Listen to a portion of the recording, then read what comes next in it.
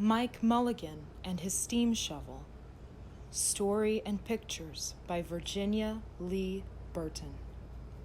Mike Mulligan had a steam shovel, a beautiful red steam shovel. Her name was Mary Ann. Mike Mulligan was very proud of Mary Ann. He always said that she could dig as much in a day as 100 men could in a week. But he had never been quite sure that this was true. Mike Mulligan and Mary Ann had been digging together for years and years. Mike Mulligan took such good care of Mary Ann that she never grew old. It was Mike Mulligan and Mary Ann and some others who dug the great canals for the big boats to sail through. It was Mike Mulligan and Mary Ann and some others who cut through the high mountains so that trains could go through.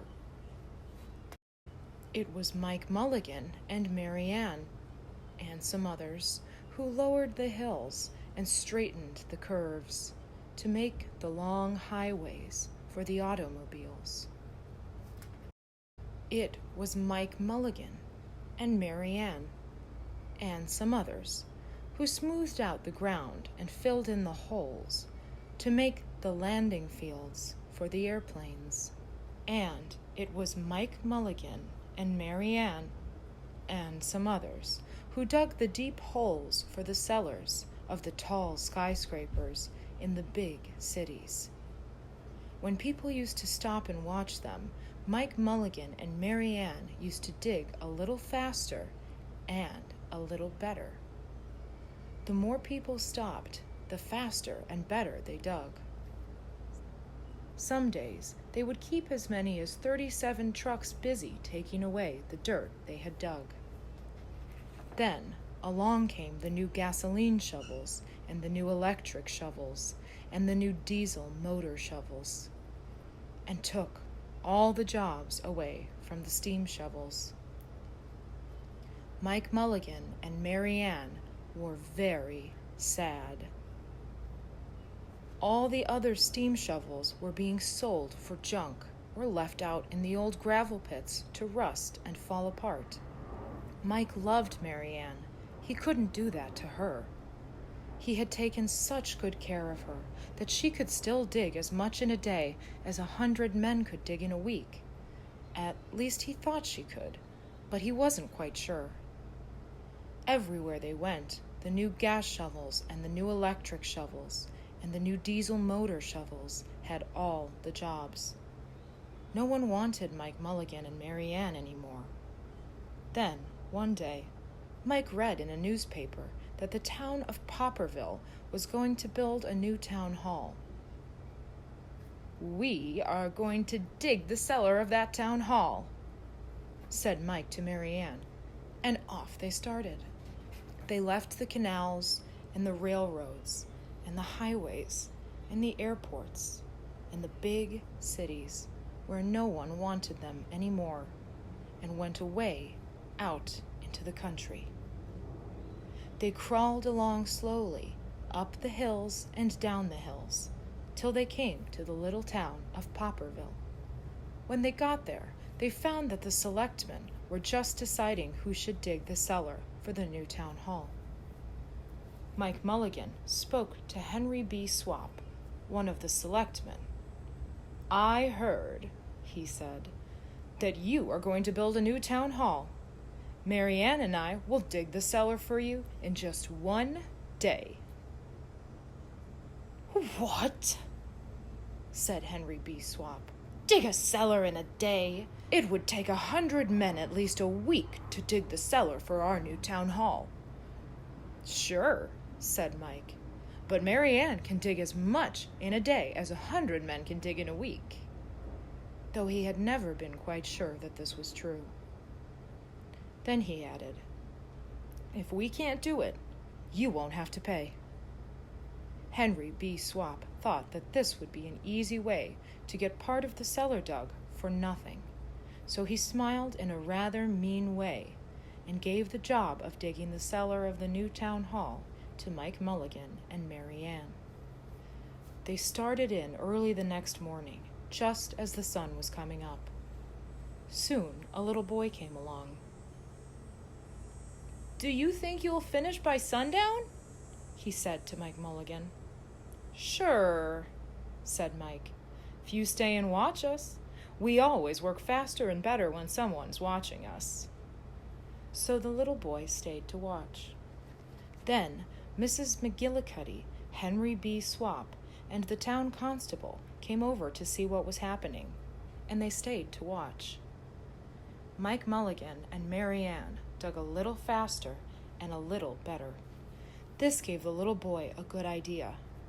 He ran off and told the postman with the morning mail, the telegraph boy on his bicycle, the milkman with his cart and horse, the doctor on his way home, and the farmer and his family coming into town for the day, and they all stopped and stayed to watch.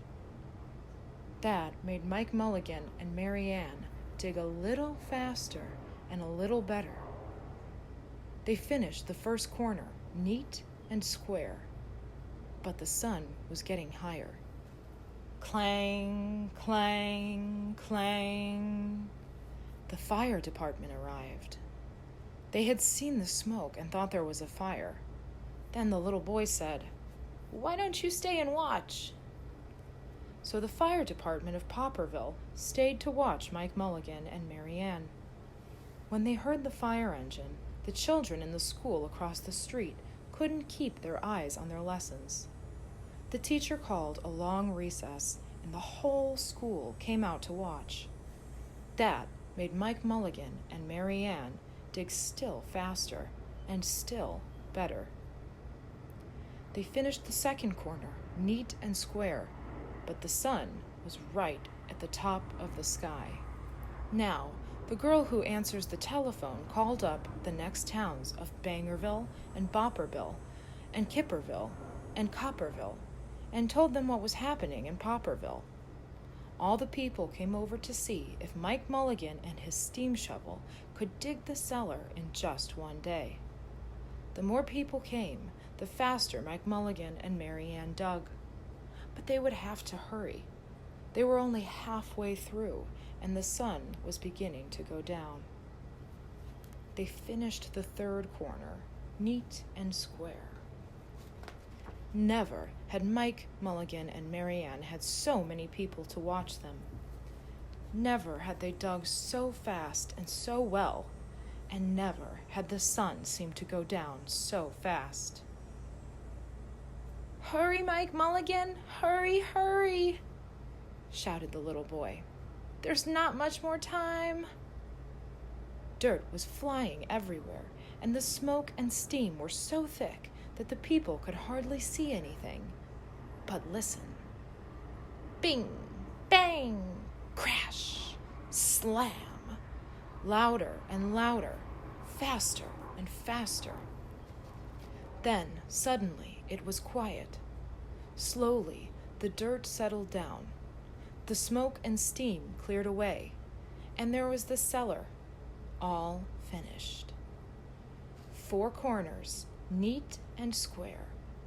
4 walls, straight down, and Mike Mulligan and Mary Ann at the bottom, and the sun was just going down behind the hill.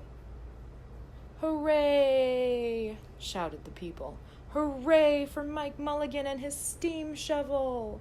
They have dug the cellar in just one day." Suddenly, the little boy said, "How are they going to get out?" "That's right," said Mrs. McGillicuddy to Henry B. Swap. "How is he going to get his steam shovel out?" Henry B. Swap didn't answer, but he smiled in a rather mean way. Then everybody said, "How are they going to get out? Hi, Mike Mulligan, how are you going to get your steam shovel out?" Mike Mulligan looked around at the 4 square walls and 4 square corners, and he said, "We've dug so fast and we've dug so well that we've quite forgotten to leave a way out." Nothing like this had ever happened to Mike Mulligan and Mary Ann before, and they didn't know what to do. Nothing like this had ever happened before in Popperville. everybody started talking at once, and everybody had a different idea, and everybody thought that their idea was best. They talked, and they argued, and they fought till they were worn out. And still, no one knew how to get Mike Mulligan and Mary Ann out of the cellar they had dug. Then Henry B. Swap said, "The job isn't finished because Mary Ann isn't out of the cellar. So Mike Mulligan won't get paid." And he smiled again in a rather mean way. Now, the little boy, who had been keeping very quiet, had another good idea. He said, "Why couldn't we leave Mary Ann in the cellar and build the new town hall above her? Let her be the furnace for the new town hall, and let Mike Mulligan be the janitor. Then you wouldn't have to buy a new furnace, and we could pay Mike Mulligan for digging the cellar in just one day." "Oh, why not?" said Henry B. Swap, and smiled in a way that was not quite so mean. "Why not?" said Mrs. McGillicuddy. "Why not?" said the town constable. "Why not?" said all the people. So they found a ladder and climbed down into the cellar to ask Mike Mulligan and Mary Ann. "Why not?" said Mike Mulligan. So it was decided, and everybody was happy. They built the new town hall right over Mike Mulligan and Mary Ann. It was finished before winter. Every day, the little boy goes over to see Mike Mulligan and Mary Ann, and Mrs. McGillicuddy takes him nice, hot apple pies. As for Henry B. Swap, he spends most of his time in the cellar of the new town hall, listening to the stories that Mike Mulligan has to tell, and smiling in a way that isn't mean at all. Now, when you go to Popperville, be sure to go down in the cellar of the new town hall. There they'll be, Mike Mulligan and Mary Ann, Mike in his rocking chair, smoking his pipe, and Mary Ann beside him, warming up the meetings in the new town hall.